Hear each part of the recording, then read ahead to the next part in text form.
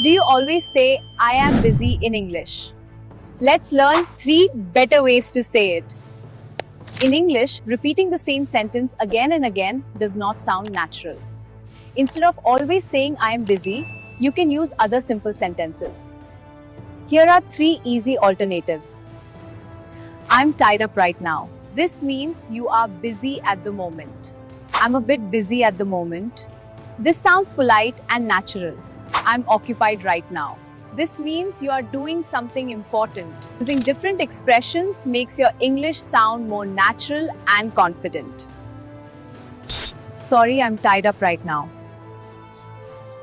I'm a bit busy at the moment. I'm occupied right now. Can we talk later? 1 minute a day, better English every day. Subscribe to LELTA for more English lessons. 1 Minute English by LELTA. Subscribe for more lessons.